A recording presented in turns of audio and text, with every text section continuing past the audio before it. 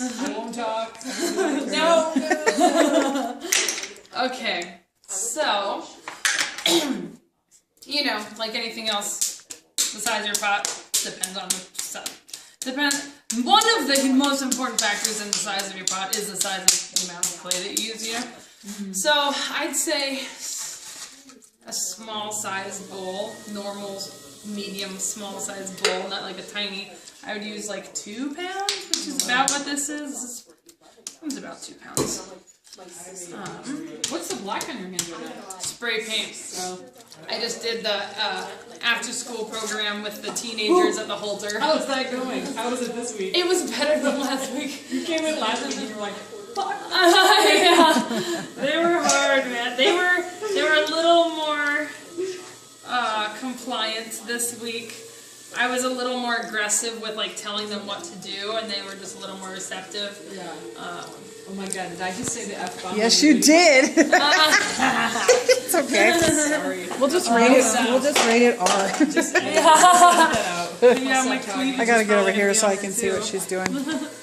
Okay, so when you're making a bowl, the difference between making a bowl and a cylinder is going to start right at the beginning. So you're going to make it lower and wider than if you were going to be making a cylinder. Okay. So with a cylinder, you're always trying to go up. So you're setting yourself up for that from the very beginning by making it like a little bit taller. We're not, you know, trying to go really high with these bowls. We're trying to go a little bit wider. So we'll start wider right now. And when you enter the pot, when we make a cylinder, I always go straight down and then pull back. When you enter a bowl, you're kind of going in at more of an angle. Like we're going to start making it a bowl shape from the very beginning. So I'm going down, but notice I'm opening the top up a lot instead of just like diving in. Do you have even pressure on your fingers, like all the way back to the knuckle? Like, are you? Yeah, I'm probably using pressure from my middle knuckle down. Okay. And I'm going to leave that about an inch thick, not an inch, maybe 3/4 of an inch thick. Okay. And so now I'm going to pull out. I'm opening up the bottom, but I'm gradually going higher. I'm already starting to make a curve shape. Okay. I'm gradually lifting my fingers up as I pull out. Okay. And now I'm going to do that again. And sometimes I'll, with my hands locked together so they're very supported, sometimes I'll kind of push forward. But notice I'm not going all over the place. Like sometimes beginners will put their hands all over and they're open up in a cylinder. You know, I'm only going from the middle out. And that's just to kind of smooth the bottom. And now I'm going to come back towards myself.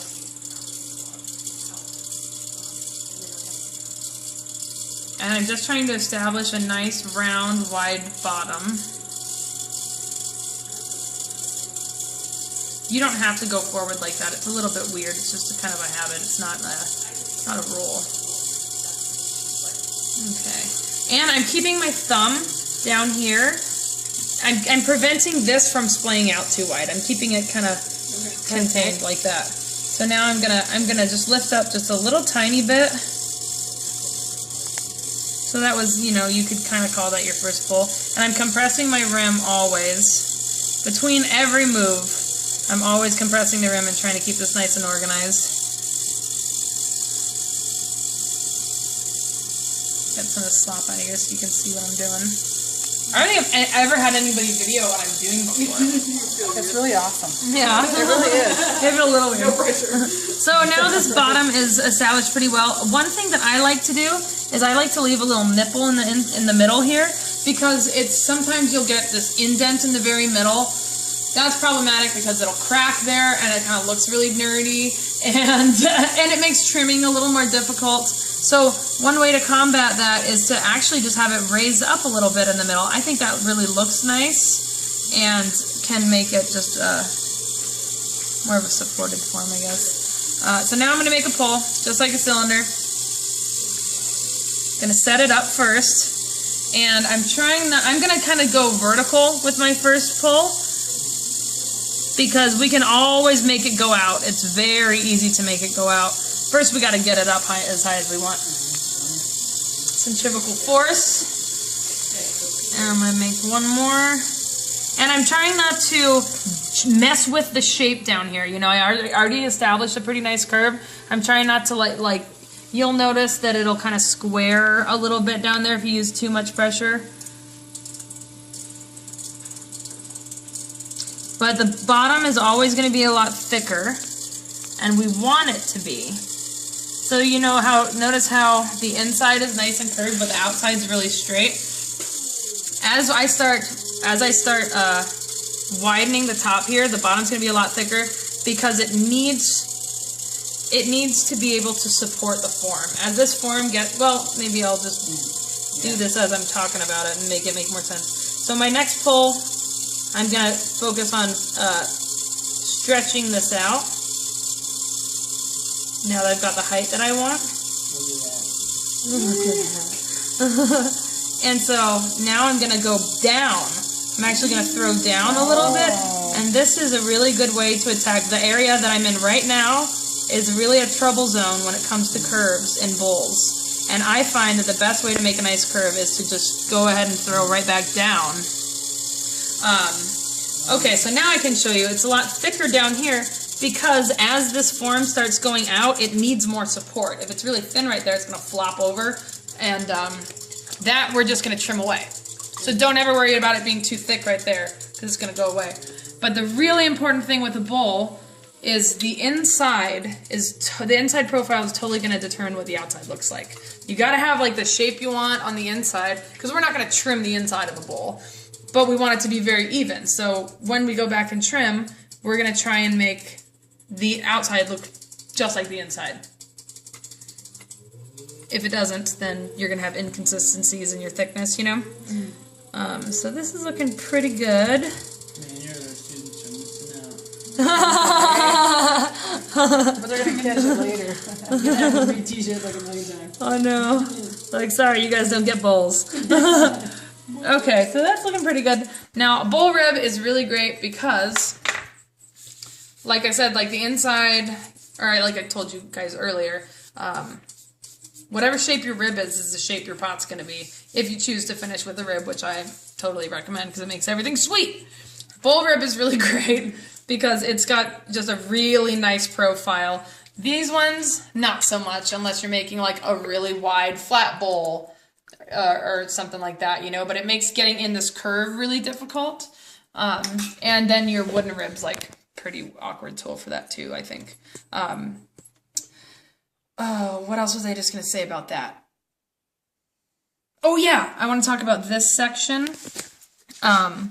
You really want to get a nice fluid, continuous curve right here. So in this section in particular, there's something you will see a lot that I like to call beginner's hump.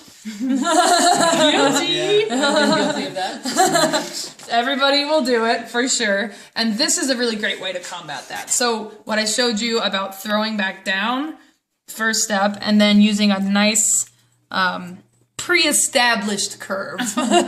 And borrowing that is really great. So I usually will start at the top here, and then just kind of work my way down. And I'll leave that little nipple in the bottom there because I like it.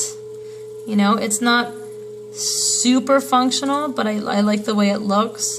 And it does prevent you from getting a little pit right there. That's like the biggest function of it. Oh, so smooth. Yeah, right? Oh my god, that's my favorite thing. In all of our demos, I'm like, and then you use this.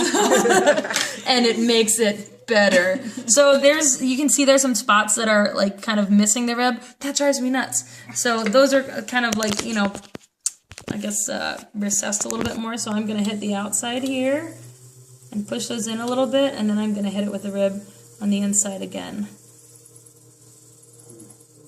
And before I do that, though, I'm going to use my knife to get rid of this, do some pre-trimming. Whoa, that's interesting. George Macaulay made it. Oh, I wish we would have recorded that. George McGoogle?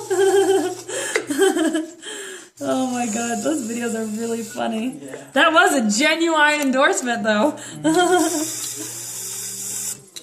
Yeah, He lives really close to me, I found out. I mean, Oh, he lives very close to you, yeah. There's this clay's a little sticky. I gotta do that a few times. So now I'm gonna do one more time in here. I got a little air bubble in there, but I'm not really gonna worry about it. But you guys know how to take care of air bubbles. Pop them. Yep. And then, if you want to be really obsessive, I'm like, those little lines kind of drive me nuts. I'm using my rib to press into this one. I'm using my metal rib to press against. Wow. And that'll make everything just like really form That's to so this. smooth and nice. I know, isn't that just fun? Yeah. It sometimes it's hard for me to know when to stop. Sometimes I just want to do this like a ton, you know? But then, you know, there are a lot of people say that a lot of people don't like work like that, you know? A lot of people think it takes the life out of it and blah blah blah and whatever. Those guys are really it nice. yeah, I think so. You know? It's just a different aesthetic. It's just a different style and different aesthetic. There's a totally different satisfaction in working this way, you know? And just like any other cylinder or anything, I always leave a little more beef at the rim, especially with bowls because they're so vulnerable to bouncing around in your sink with everything else, and they're so easy to chip. Yeah. Pretty. Nice. We made that look easy. Sorry. Watch me go through on the side So I can. Well, and I'm going to show you guys trimming before I let you go.